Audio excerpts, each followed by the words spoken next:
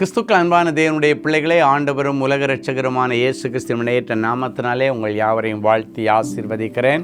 ஆண்டவருடைய நாமம் மகிமைப்படுவதாக. இன்றைக்கு ஜனவரி மாதம் 6ஆம் தேதி மங்கள வார்த்தை நிகழ்ச்சி மூலமாக உங்களை நேரடியாக உங்கள் வீடுகளிலே சந்திக்கிறது எனக்கு ரொம்ப சந்தோஷம். கர்த்தர் உங்களை ஆசீர்வதிப்பாராக. இன்றைக்கு பிறந்த நாள், திருமண நாட்களை நினைவு கூறுகிற பிள்ளைகளுக்கு ஆண்டவர் மகிழ்ச்சி என்னும் கட்டினால் என்னை இடைக்கட்டினீர், சங்கீதம் 30:11 படி கர்த்தர் உங்களை ஆசீர்வதிப்பாராக. அது மட்டுமல்ல, உங்களுக்கு பிறந்த நாள், திருமண நாள் நல்வாழ்த்துக்களை தேவனின் அன்பு குடும்பம் சொல்லுகிறது. கர்த்தருடைய மகிமை உங்களோடு இருப்பதாக. சரி, இன்றைக்கி நமக்கு என்ன மங்கள வார்த்தை? 1 பேதுருவின் புஸ்தகம் 3ஆம் அதிகாரம் 12வது வசனம் சொல்லுகிறது, கர்த்தருடைய கண்கள் நீதிமான்கள் மேல் நோக்கமாய் இருக்கிறது, அவருடைய செவிகள் அவர்கள் வேண்டுதலுக்கு கவனமாயிருக்கிறது. கர்த்தருடைய கண்கள் நீதிமான்கள் மேல் நோக்கமாயிருக்கிறது. அப்படின்னா, நீ ஆண்டவருக்கு பிரியமாக வாழ்ந்தா, தப்பு தண்டா பண்ணாமல் வாழ்ந்தா, 4 பேருக்கு உதவியாக இருந்தீங்கன்னா, மனசாட்சி கட்டுப்பட்டு வாழ்ந்தா, ஆண்டவருடைய பார்வை உன் மேலே இருக்கும். ஆண்டவருடைய கண்கள் உன் மேலே பதிஞ்சிருக்குமா. ஆண்டவருடைய பார்வையில் நீ பட்டினாலே போதும், உன் வாழ்க்கை எங்கேயோ போயிடும். சிலர் சொல்லுவாங்க தெரியுமா, ஆண்டவருடைய கடைக்கண் பார்வை மட்டும் என் மேலே பட்டா போதும், நான் பெரிய ஆளாகிடுவேன். அன்னைக்கு ஆண்டவருடைய கடைக்கண் பார்வை தாவீதின் மேலே விழுந்ததுனால தான் பெரிய கோலியாத்தை ஜெயித்து பெரிய ராஜாவானான். ஆண்டவருடைய கடைக்கண் பார்வை சாதாரணமாக இருந்த அந்த தானியேல் மேலே பட்டதுனால தான் பாபிலோன் மாவட்டத்திற்கு அதிகாரியாக ஆண்டவர் மாற்றினார். ஆண்டவருடைய கண்கள் அன்றைக்கு யோசேப்பின் மேலே விழுந்ததுனால தான் ஜெயிலுக்குள்ளால் கிடந்த அவன் அடுத்த நாள் எகிப்து தேசம் முழுவதற்கும் அதிகாரியாக, ஜனாதிபதியாக மாறினான். இப்போ ஆண்டவருடைய கண்கள் யாரெல்லாம் மேலெல்லாம் பட்டதோ அவன் எல்லாம் பெரிய ஆளாயிட்டான்.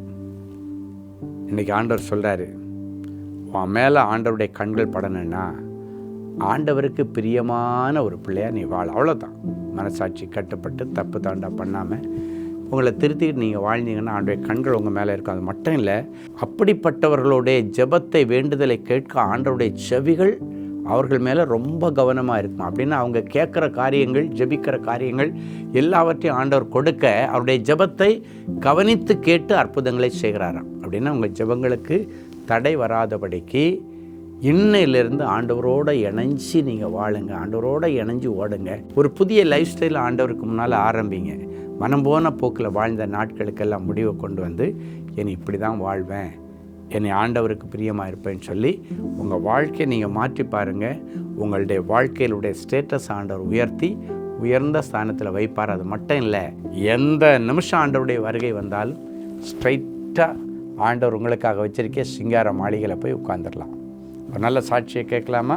லூர்து பிரசன்னா, பெங்களூர். என்னுடைய சகோதரர்கள் 3 பேர்களின் மீதும் தப்பு செய்ததாக சொல்லி பொய் வழக்கு தொடர்ந்து விட்டார்கள். என்னுடைய சகோதரர்களுக்கு வழக்கிலிருந்து விடுதலை கிடைக்க ஜெபிக்கும்படி சகோதரர் ஸ்டீஃபன் அவர்களுக்கு இமெயில் வழியாக ஜெப விண்ணப்பங்களை அனுப்பியிருந்தேன்.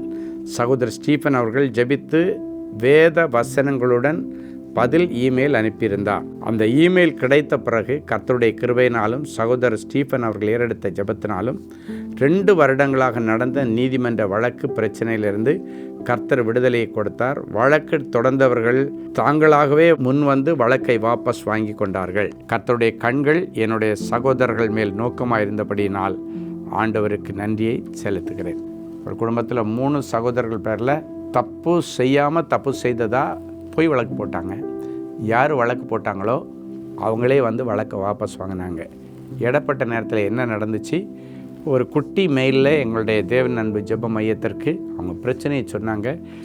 ஜெபித்து மங்கள வார்த்தை அனுப்பணும். காரியம் மாறுதலாக முடிஞ்சிச்சு, லைஃப் செட்டில் ஆகிடுச்சு.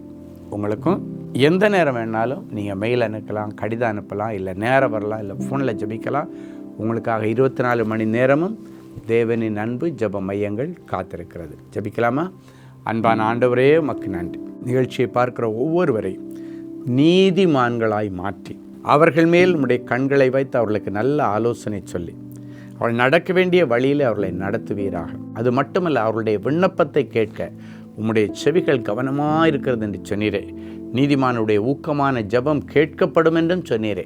இன்றைக்கு இவர்கள் ஒவ்வொருவரையும் நீதிமான்களாய் மாற்றி இவர்கள் ஏறெடுக்கிற எல்லா ஜெபங்களுக்கும் உடைய கண்கள் திறந்தவைகளும் செவிகள் கவனிக்கிறவைகளுமாய் இருந்து அற்புதங்கள் நடக்கட்டும். அன்றைக்கு தானியேல் ஜெபித்து கொண்டிருக்கும் பொழுது தேவதூதன் வந்து சொன்னான், தானியேலே நீ ஜெபிக்க ஆரம்பிக்கும் பொழுதே அற்புதங்கள் நடந்தது. இப்பொழுதும் இவர்கள் ஜெபித்த காரியங்களுக்கு அவர்கள் ஜெபிக்க ஆரம்பித்த நேரத்திலிருந்தே அற்புதங்களை எல்லாம் நடப்பித்து என் பிள்ளைகளை சமாதானமாய் வாழ பண்ணும். இயேசுவின் மூலம் பிதாவே, ஆமென். அன்பு தேவனுடைய பிள்ளைகளே, இந்நிகழ்ச்சியின் மூலம் நீங்கள் பெற்றுக்கொண்ட ஆசீர்வாதங்களையும் உங்கள் ஜெப விண்ணப்பங்களையும் அனுப்ப வேண்டிய முகவரி: தேவனின் அன்பு ஊழியங்கள், Vinayak avenue, OMR road, Okkiyam, Thoraipakkam, Chennai 600097. மேலும் 24 மணி நேர ஜெப உதவிக்கு 04424547999 மற்றும் 9941150999 என்ற எண்களுக்கு தொடர்பு கொள்ளுங்கள்.